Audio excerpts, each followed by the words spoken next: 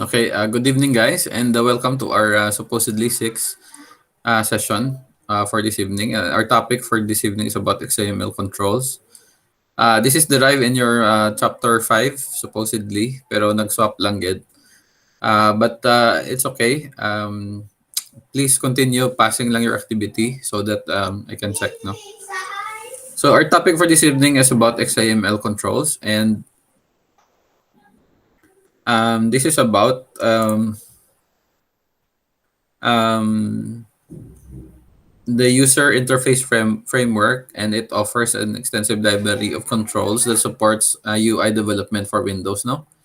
And some of them have a visual representation such as the button, the text box, and the text block. So while other controls, tawagan nanda kada guys is controls because ang mga text boxes ninyo, ang mga command buttons, these are the things that you have to put into your forms. So, tanan daya makita nyo sa mga forms ninyo. So, paleo black, yeah, especially if, like for example, magamit ka mo ka ATM. So, as you can see, kung nakagamit ka mo doon ka ATM, those are the controls that you can see on the screen, no? So, we are going to design an XML control, and at the same time, we're going to create an application for XML controls. So, tanan-tanan nga XML controls are inherited from system.windows.controls. By the way, guys, XML means extensible application markup language. Okay. So our objectives for this evening is number 1, discuss Windows XML controls. Number 2, value the importance of Windows XML controls in desktop applications development. And number 3, understand the Windows XML control and its application in desktop applications development. So as you can see on your screen, guys, this is the XML emerging story. So this is just a flowchart, no? Pero this flowchart is actually start from bottom to top. Why? Because amo dayad ang ang pagpasunod. So as you can see sa pinakadalam, you have the system.windows.controls. So this is used primarily for platforms such as your Windows Presentation Foundation. And you're also using the Silverlight, which is the program application plug-in kay inyo nga Microsoft, no? So in which, if you're using Microsoft Office 2016, it is also composed of UWP apps, no? So, kung makita ninyo, ang Microsoft Office 16 ninyo, ang UWP nag-start karang chimpo nga to. And UWP is a product of application. The product application is your Microsoft 2016 Office, Microsoft Office 2016.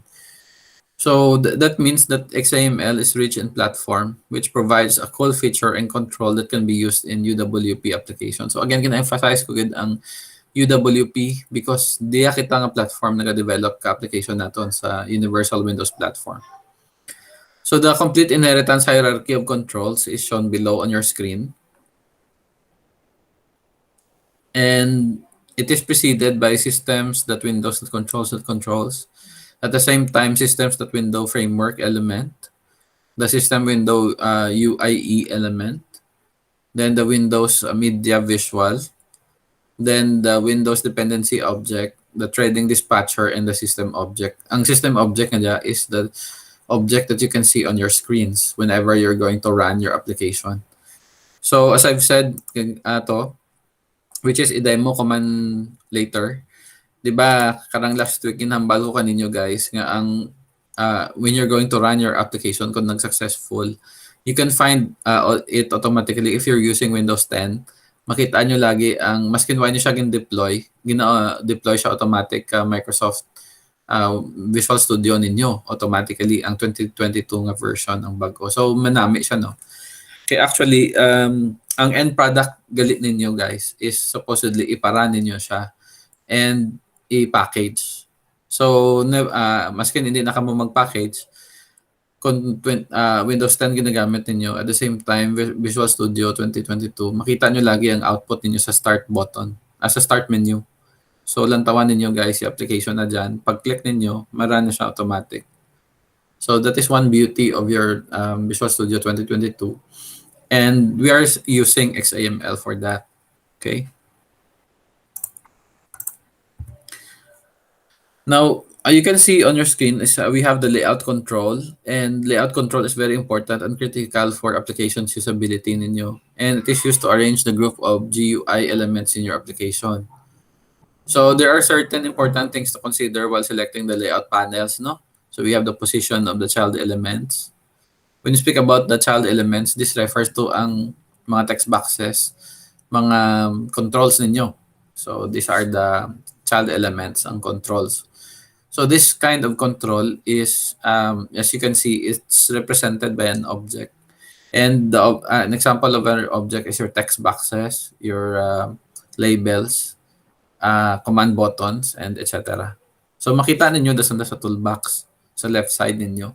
So if you're going to double click your Visual Studio later on, you can see mag-open ka mo doon ka Visual Studio ninyo, program na ka mo. Makita nyo ng toolbox sa left side nga panel. So number 2 is the sizes of the child elements, and number 3, the layering of overlapping child elements on top of each other. When we speak about overlapping, this refers to ang kung na sila, kung tipunon mo doon tanan-tanan. Like for example, hindi abi pwede nga hindi mo pag butangan ka label at the same time wala ka text boxes. No, tidin ang output ninyo magwa. So supposedly sa text box. At the same time sa command button. So though gina-simulate ninyo kung ano yung gina-project ninyo sa screen. So mag-overlap gani is why sanda nag-arrange it mayad. So disarrange sanda. That is why that is one aspect that you need to consider, the arrangement of your child elements or the objects. So for your activity number 7, yes, no, I think this is activity, wala ko lang siya ma-record, no? In your, why ko siya ma-edit kili, I'm sorry guys. Supposedly this will be your activity number 6, no? Activity number 6, and it's called adds up 106. Wala ko lang siya ma-edit, no? So adds up siya 106, and your activity will be to create your ads application using Visual Studio. So this is adds up 106. Ang may adds up man kamo karang nagligad ang sa Ford ninyo. Ang sa nagligad pa to. Pero lain man to, it's different nga adds up compared to this one. So it still adds up. They have the same name because it's an advertisement. So basically, this is just an alternative for your creating another adds up. So that is why it's called adds up ang activity ninyo. So but anyway, to continue with our discussion, okay, so for the code of because we're going to have the demo, no? So supposedly this is not your code of the day, guys. I will project the code of the day lang kit borbay. And add Astra Sapientia to the stars through knowledge. So let me just project the code of the day. Because your code of the day supposedly is on chapter 6, no? Sa data binding tubla. Okay. Let me project lang ang code of the day.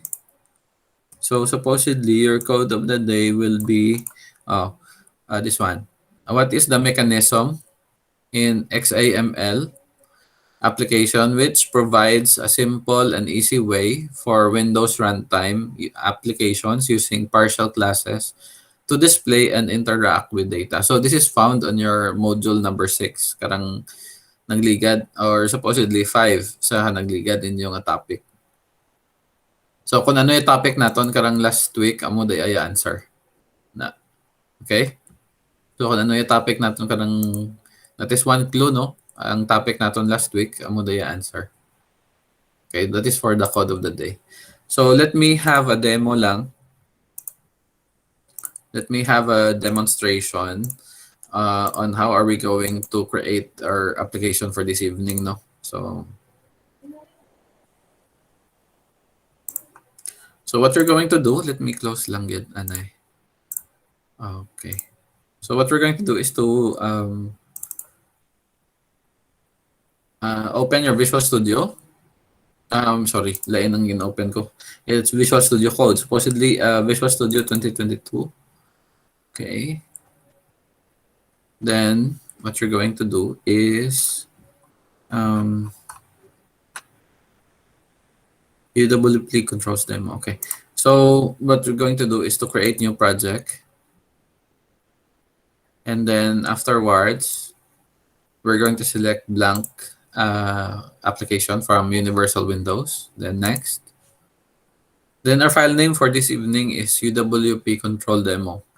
So if I'm not mistaken, the spelling is controls demo. UWP controls demo. Okay. So UWP controls demo.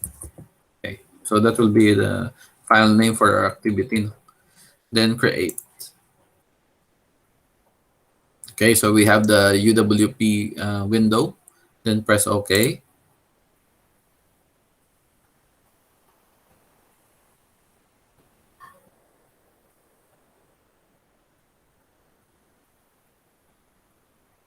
Okay, so we'll be directed to the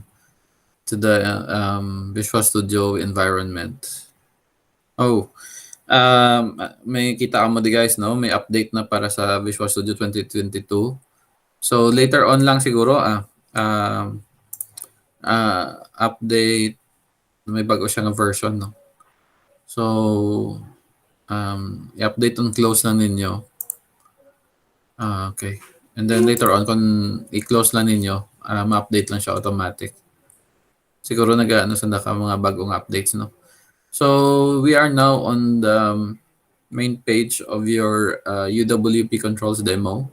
What you're going to do is to double-click your main page.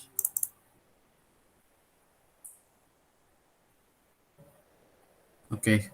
So for the main page, what we're going to do is to copy the code sa ano nato, no? Sa demo page. So our demo page is this one. And this will be found on the main page. So ang choice of code naton can be found on tutorials point. And as you can see, we have the grid background. We're going to use the toggle button, the bar button, and then the split view, then the text block for the text sizes. So, and then the buttons, command buttons. So this is HTML, no? And XAML. I'm sorry, it's not HTML. So it's already XAML. So this will be our code for the main page. So medyo lawig, no? Copy-paste lang siya. Where will you copy-paste it? Here. So we're going to use Anay or Facebook lang, Anay. So Control A, Anay, guys, and then delete. Control A and delete, para ano ninyo siya. I-delete Anay ang contents ng main page ninyo. Then right-click and then paste. So as you can see, may ari na siya, split view content. Paano naton i-zoom naton para makita ninyo, no?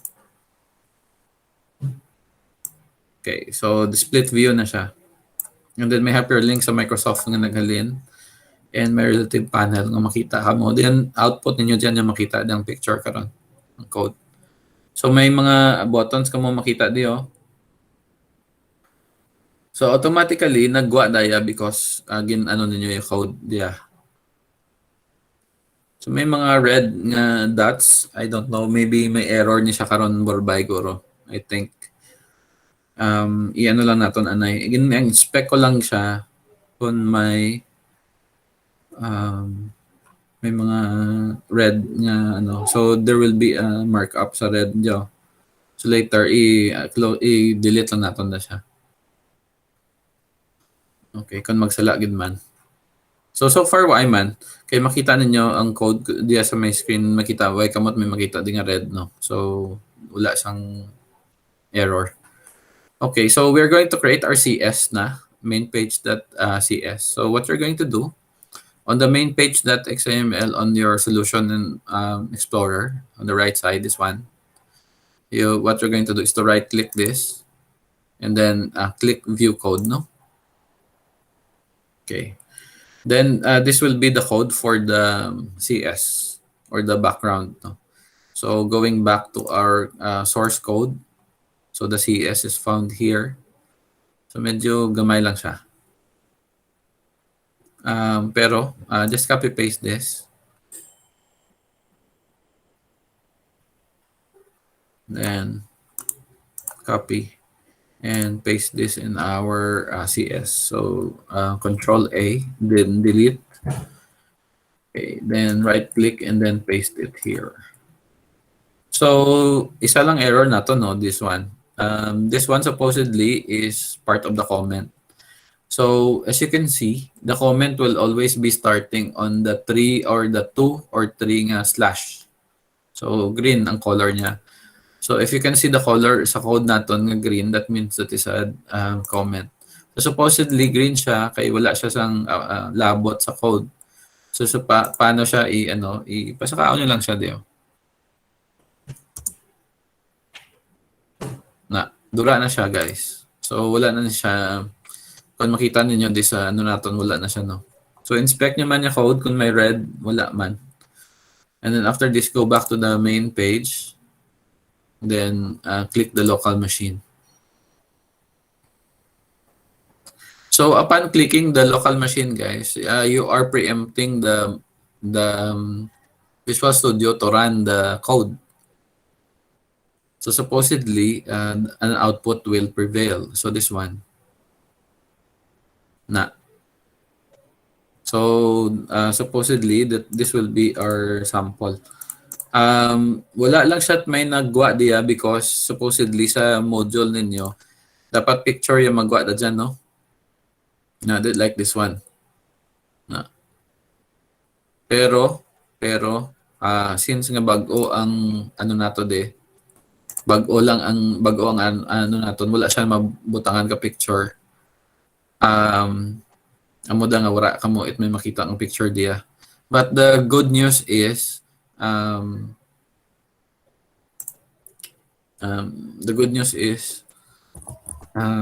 basically it is running, no. So this is a very good sign. Then pwede ka maka-explore di ka mga buttons ninyo sa mga split view content sa options. So you can put here reset. Kung i-reset niyo siya, ma-reset na yung content na di. Supposedly, if you're going to shuffle, the picture here will shuffle also. So you can put like here, checkbox, or add. So depende ka ninyo, guys. Pero this is the content of our code. Again, himo natin sa application natin. So it is not just a copy pasting activity, but what you're going to do is to understand also kung ano yung code natin, no. So the content of the code are this one, and then you can also find it in your module. So if you're going to study the code, this is XAML, no? And kung makita ninyo there are stack panels, grid background, up button, toggle button. So ninyo, guys, isa-isa honda kung ano dang stack panel, ano dang toggle button. You can always Google it, no? So that you can understand the but the definition may mga apps button icon. Icons are found to kagina sa mga check natin dio. So these are the icons that you can see. And based on the code, you can see here the icons na makita nyo, like. Kita nyo dyan. Ang code para sa like is no, ang like. So this is the code, no, up button icon like. Then the code for the dislike is this one. This is the bar separator. So bar separator is this one. Kung i-delete niyo madura na din ng separator nga dyan. Or pwede ka mo di kadugang kung ano yung gusto ninyo nga pangitaan lang ninyo ang listahan sa microsoft.com na duro dato guys ngandang ano na sa app or ano ninyo i-research niyo kung ano ng app bar button, and then pwede ka mo ka Google ka list ka app bar button, and then pwede niyo dugangan di. So eksperimentuhan niyo para may dugang ka mo ding ang butang sa babaw kung ano di. Then the stock panel view, ang split view ninyo supposedly is found sa dia na sa tong di ba pag-click ninyo kada o toggle button no na nag-highlight na di ang code nato sa toggle button no. So makita ninyo di as a Windows UI Xaml Controls primitives toggle button. So ara siya sa toggle button. Now if you're going to put a content here sa pwede, you can always put there you can download ang picture ninyo kag ibutang sa assets. So there sa assets, pwede niyo makita di siguro ang picture. So try naton abi no. So if you're going to atong gin-download naton nga Coca-Cola wala dun, nang delete ko na siya. Okay, never mind this one. It's my personal mangita kita ka mga pictures no. Ari di na this one. Try natin ang mga pictures diya. So, isulod natin to sa assets, no? This one. So, butang natin di sa assets, sabi. Matry kita ka mga picture diya. Pwede, dayabe. Then, isa pa lang, dua. Then, so, dua pa lang, hindi tatlo, abi, no? Try lang. Oh. Okay, wait lang. There's some problem here. So, get changes. Supposedly, sa Explorer na siya. Then, just continue to add assets lang. Whatever assets you wanted to put there. So, if you have an asset, actually, sa code karon examine ninyo kung ano yung content ka code.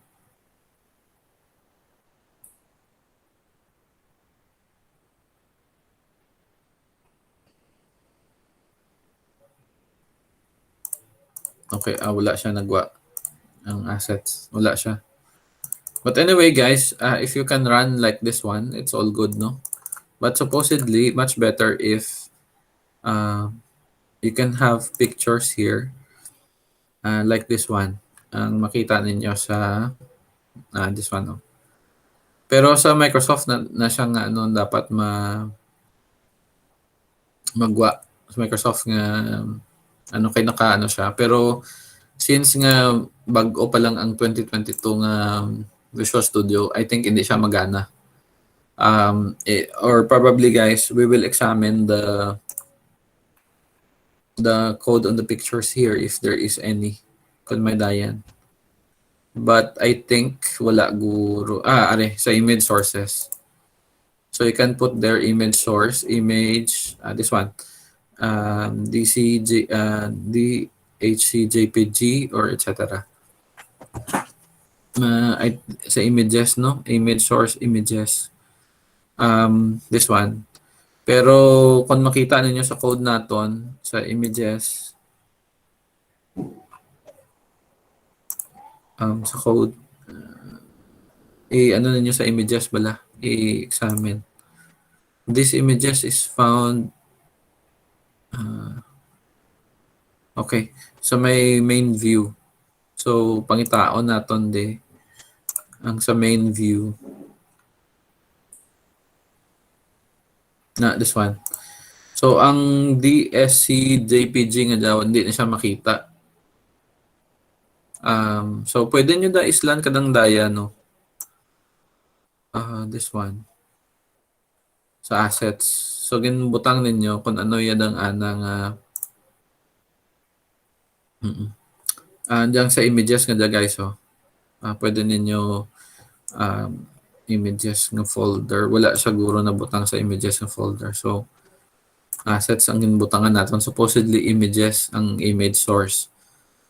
So, search natin images kung biin lang images nga da.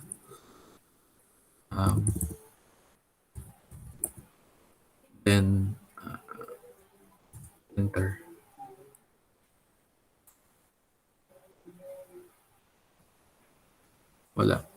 Wala siya. So isla lang naton siguro daya na guys ang images nga daya no. Sa image source bala.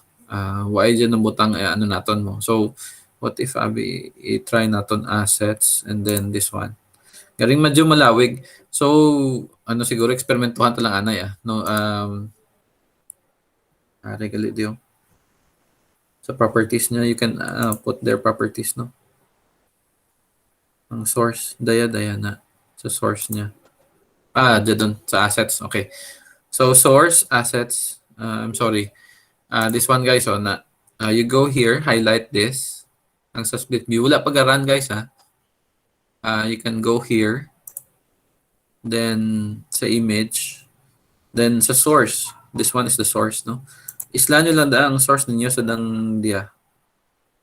Sa tong sa itong ginpang ano ninyo. So then pwede nyo siya mangaranan or hindi lang. Pwede man.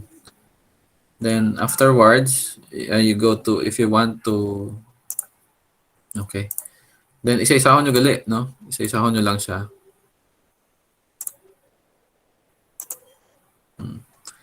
And then another one, ang sa dalom, sa image source kaysa. So this one, sa image source nga dya, this one, sa ikaduwa nga line, you can also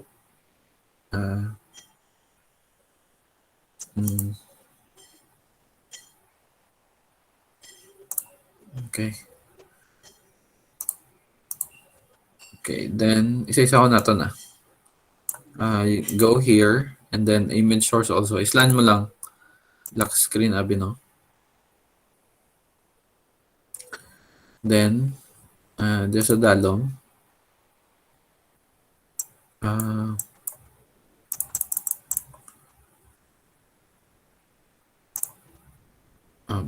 Okay, so medyo sige, duha lang anay guys.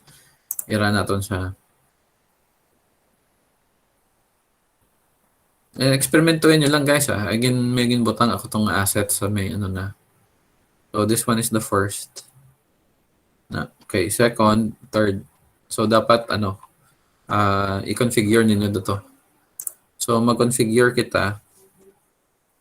Sa ikaduwa. Lawig abi mo.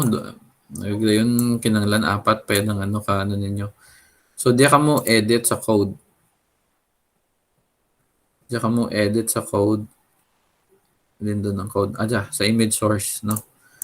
Then sa ikatatlo,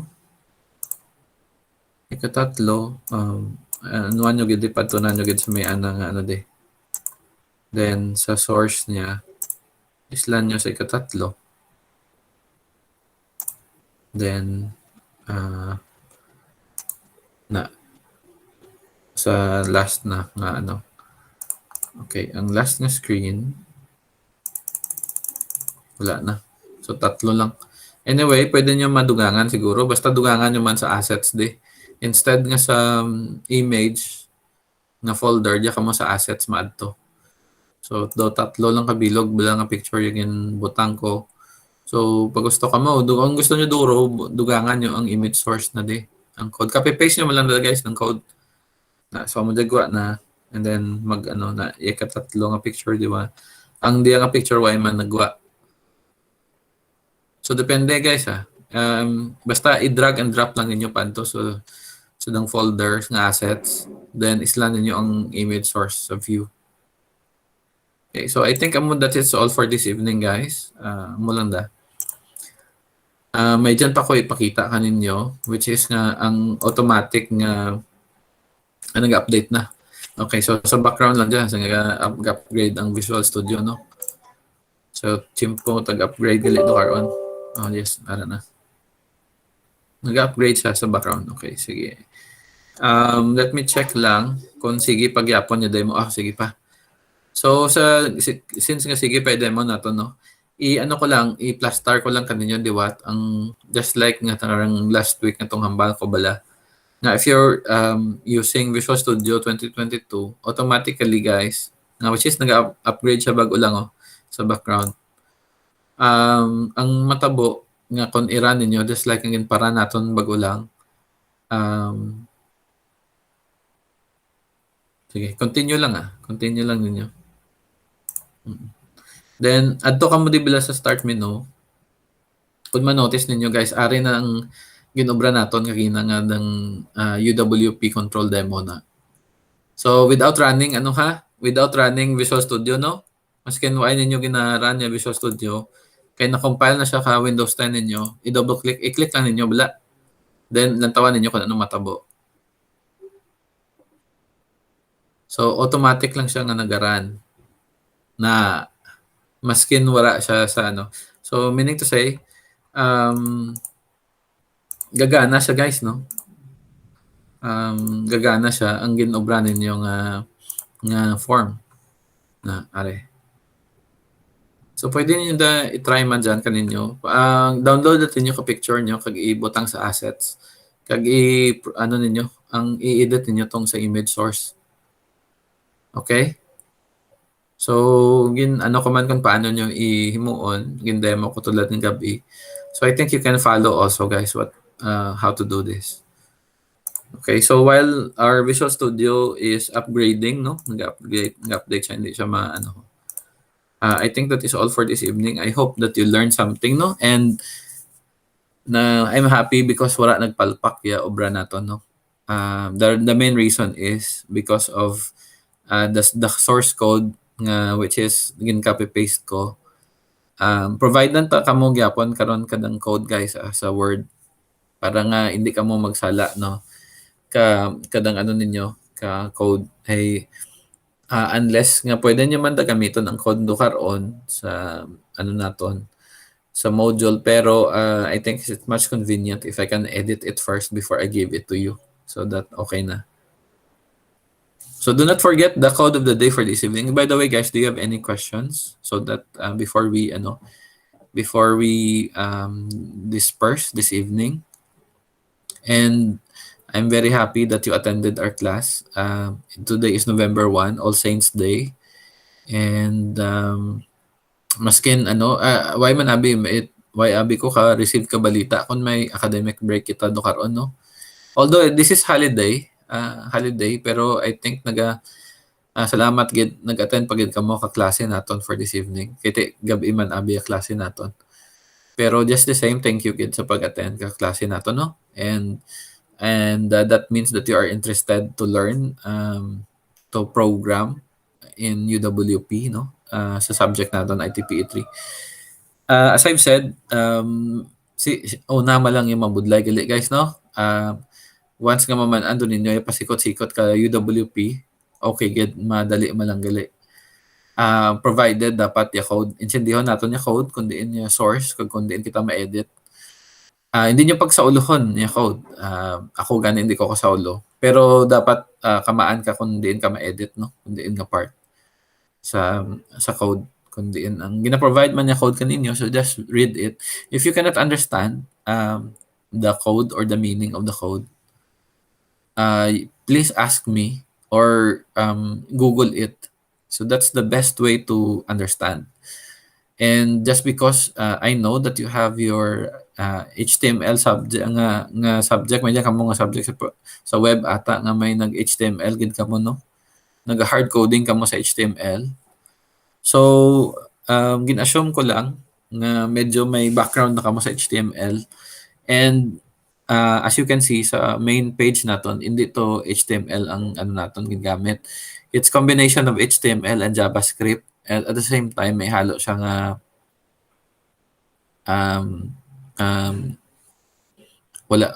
JavaScript na.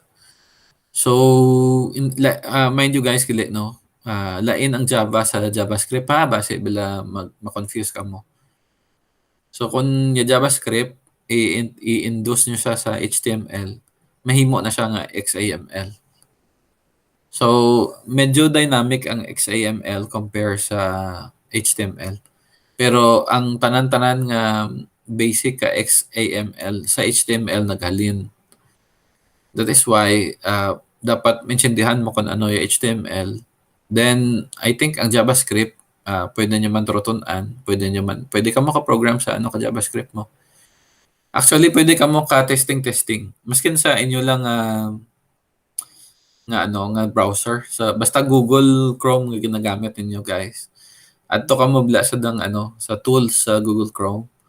Lantawan ninyo diyan yung code. Pwede ka mo diyan ka-encode ka mga testing ka ng JavaScript mo nga program.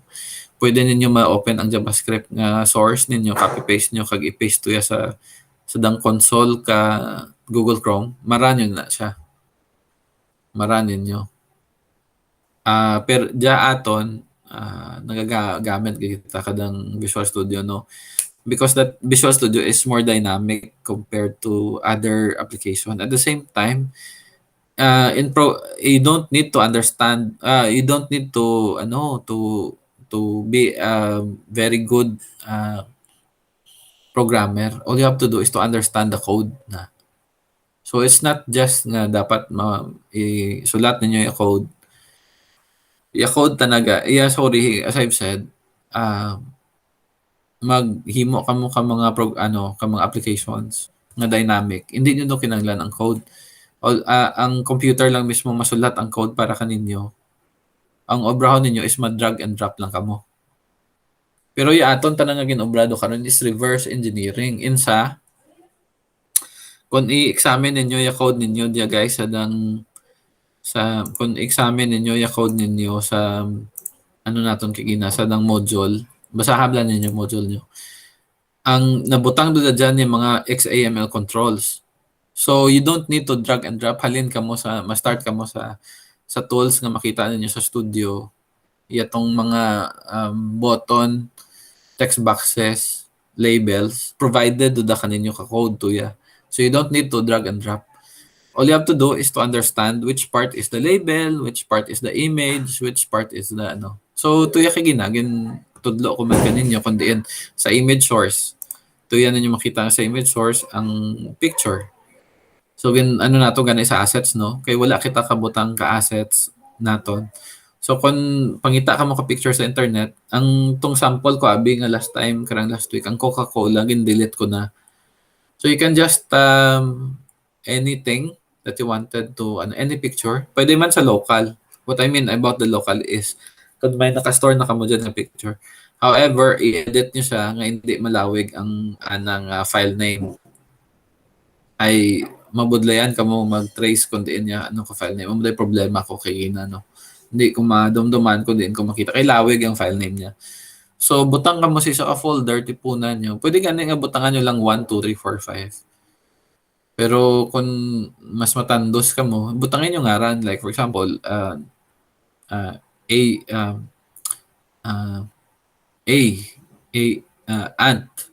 ANT1, ANT1, ANT2. Depende kaninyo. The name is just the label mo para sa dang picture niya sa image. So, i-drag and drop nyo siya dayon pakadto sa assets. And then, i-recall ninyo sa image source ang sa assets na sa tong ginobra natin kina. So, i-check out lang ninyo guys and hopefully if you cannot still understand, I will just post the picture of not the picture, the video of our session for this evening so that you can pwede niyo balikan and pwede niyo maano ang step by step process ka ninyo sa YouTube. To have a better picture quality, iset ninyo anay ang ang quality ninyo sa YouTube na 720 or 1020. Pero if you're going to set it, most probably you're going to use Wi-Fi gid, no? Kay gakinanglan na siya sang bandwidth. So if you're using cellphone, pwede man, basta yung cellphone ninyo naka 720. So it's good if you have unlimited internet. If not, for a short time, you can pwede nyo man basta screenshot pwede na. So that is one thing, no? One technique nga mag ka mo guys, i-screenshot ninyo yung screen. para nga pwede nyo balik-balikan. So, hindi, pwede man da nga i-post nyo ya YouTube, pay magasto sa bandwidth. So, ang suggestion ko, kung diin nga part nga, ano kaninyo, screenshot ka cellphone or screenshot ka laptop. So that pwede nyo balikan ang pag-obra ka, ano ka code. Okay. So, do you have any questions regarding our activity for this evening, guys? So, one clue of your code of the day is, for the code of the day, that will be activated tomorrow pa man. And ang question nga dato, the answer to the question is ang kung ano yung topic naton karang last week. Na. Okay na. Thank you guys. Thank you for attending our class for this evening. My Visual Studio is still upgrading until now. Nag-upgrade man ng Microsoft. Kung ma-experience ninyo nga gahina ya computer ninyo, kag dayon naga blue screen or whatever, wala na siya na-update ang computer ninyo. So, much better if i-update nyo siya. Adto ka mo sa settings, then let me share my entire screen. This is my last ano kaninyo for this evening, no? Tip. So that you have ample time because Microsoft is now upgrading their software. So you go to the start menu, guys, and go to settings. You can find the settings above the power button, and go to Windows Update. And then here in Windows Update, check for updates kamo. So as you can see, may available update ang 21H1. And mind you, I am not still migrating to Windows 11 because nabasahan ko sa mga reviews kag mga articles regarding Windows Update nga ang mga applications kuno nga iban wala nagagarana sa Windows 11.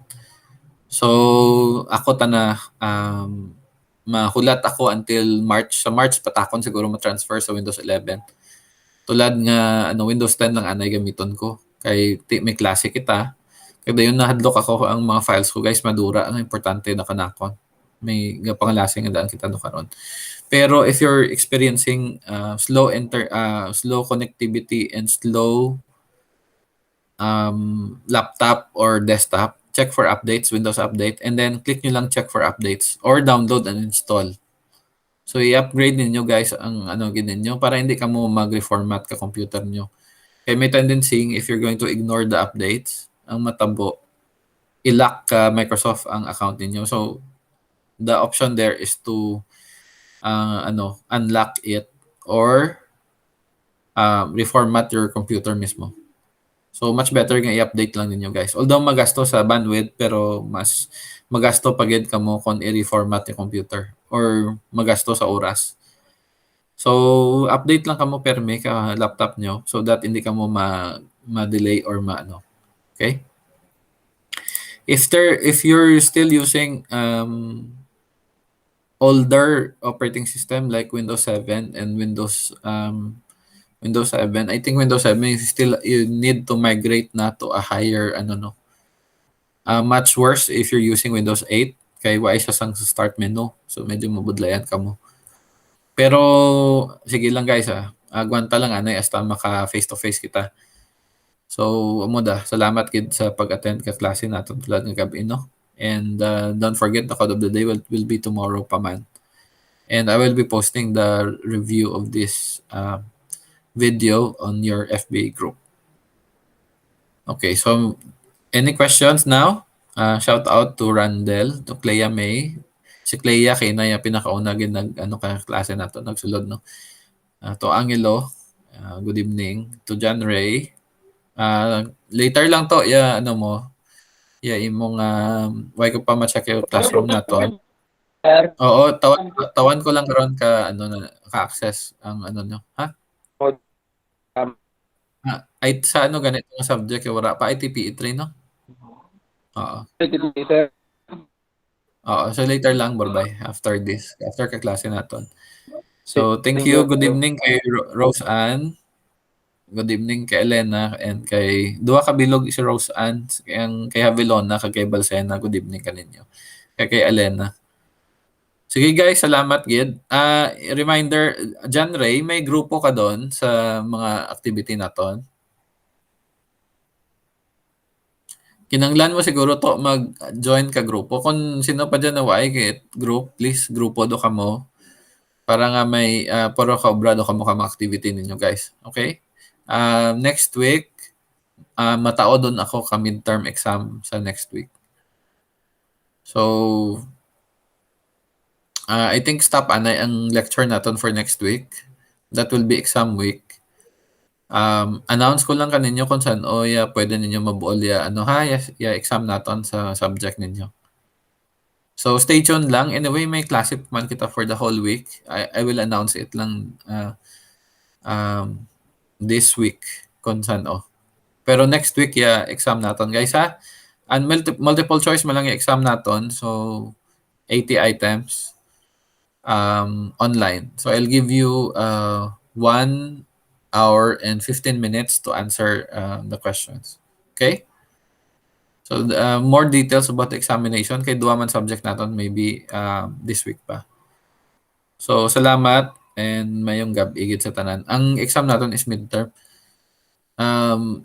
Ang sa ano naman, I think ang sa research ninyo tana ma-defend ka mo guro no ka titles ninyo.